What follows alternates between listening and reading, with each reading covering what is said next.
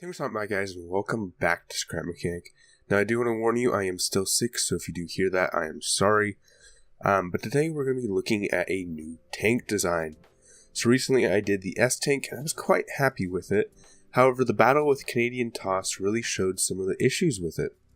One of the big things was it didn't have a turret, and with the 3-round autoloader compared to the 4-round autoloader that Canadian had, was a bit at a disadvantage. So today we're going to be looking at, it's experimental, but so far I'm quite happy with it and would like to improve it in the near future.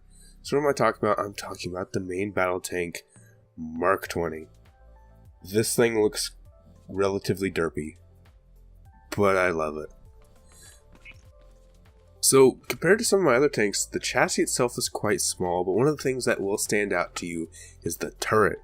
The turret looks massive, and it actually is quite big, especially compared to a lot of my other tanks. The reason for this is it contains an autoloader. What's special about this is an 8-round autoloader that uses 2 barrels. This is an experimental design. I have been working on it a little bit since I built this tank, but I did want to show it off. And this does use the armor system that CanadianToss use.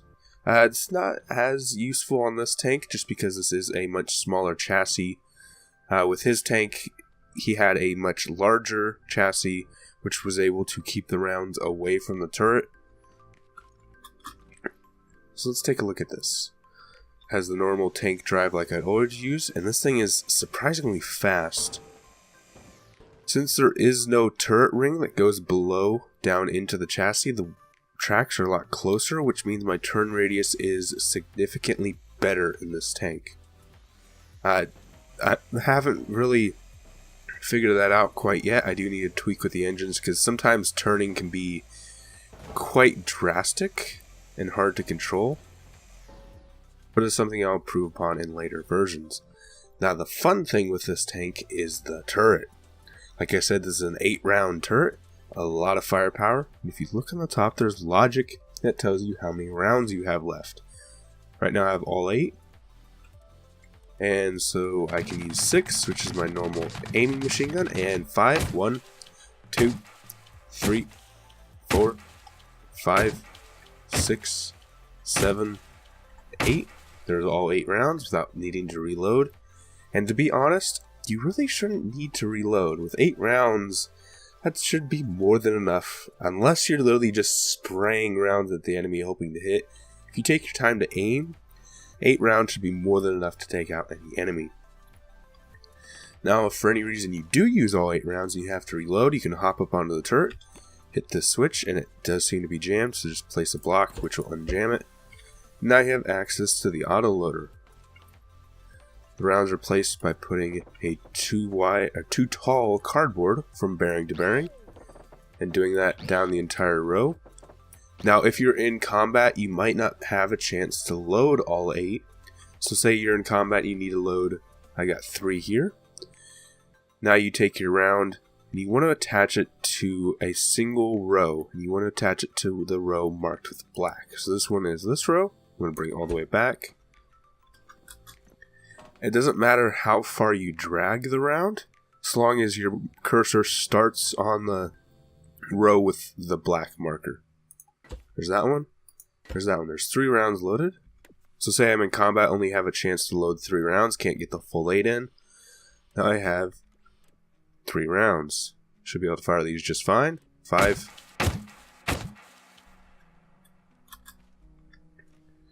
And that is an issue I've never run into, having the turret barrels above the seat. So go ahead and open this back up. Let's go ahead and load the full 8 rounds back in.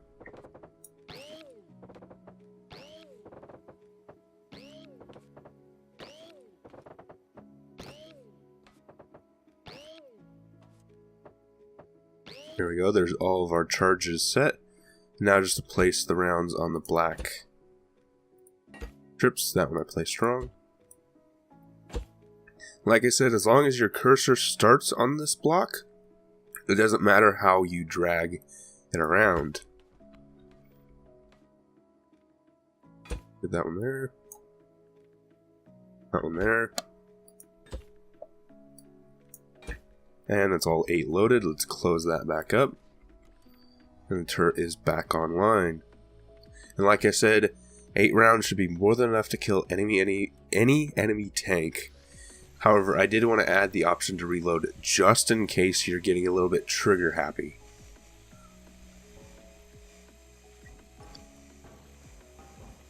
So let's, you know what?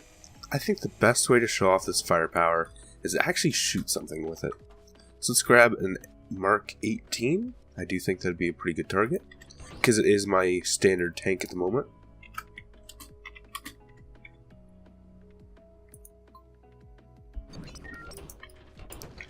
And let's pump 8 rounds into it just to see what happens.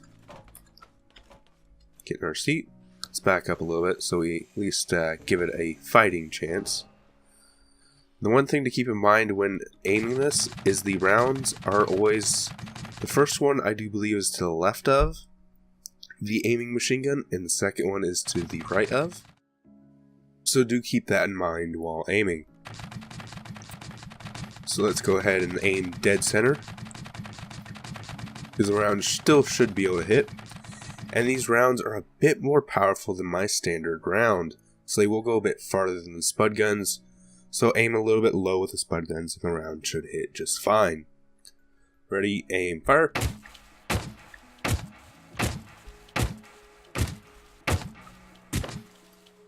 And as you saw there, we had 2 failed rounds.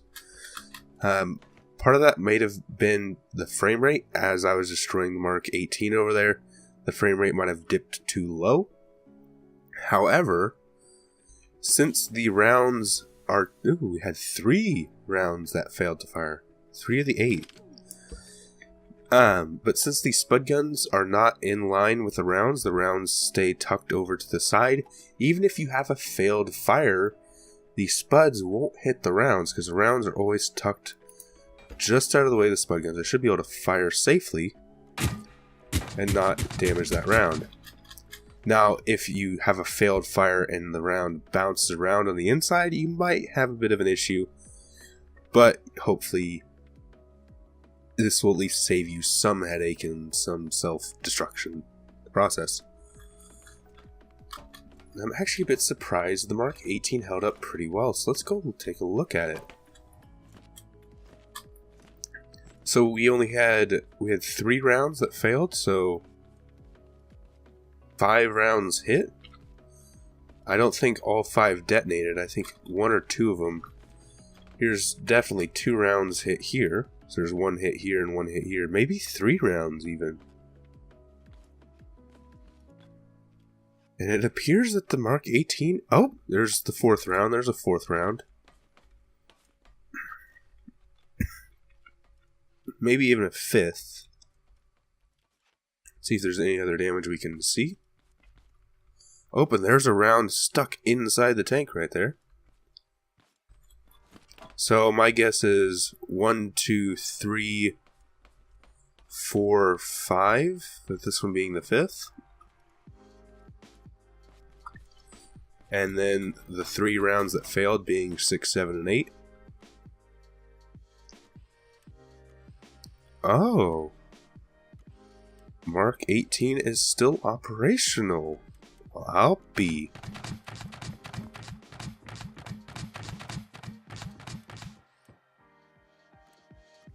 See if I can get a hit on the Mark 20 over there. Oh, and that round just shot out of my backside.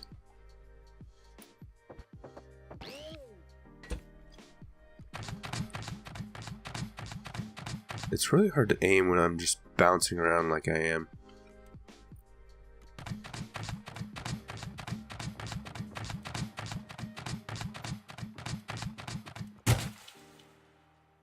I'm hoping the Mark 20 just absorbed that round quite easily.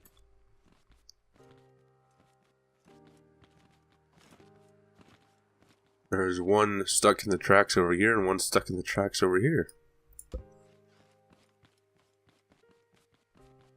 Now, something to keep in mind is the Mark 18 and the Mark 20 have similar frontal armor. So that's probably how this caught so many rounds. It does use the wedge armor that CanadianToss designed, and that I kind of stole slightly. But it also has this front rounded edge, which does pretty well to detonate rounds as well. So even 8 rounds later, I'm still impressed with the Mark 18 and its survivability there. But let's go ahead and take the Mark 20 and shoot it with a Mark 20, just to see what kind of destruction we can get. See how well the armory works.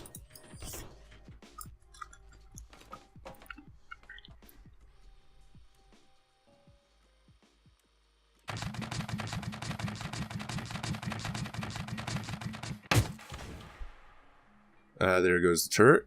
Now, even with that turret gone, as long as the spuds are there in the back, you can still load some rounds. You might not get the whole 8, but you can still have, what, 1, 2, 3... You can still have 5 rounds in this cannon still.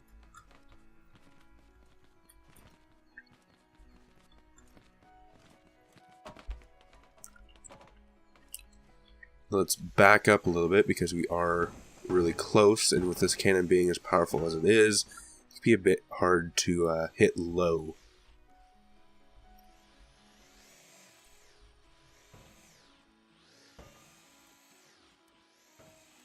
Let's go ahead and aim for a side shot. That was a wrong button press there by me.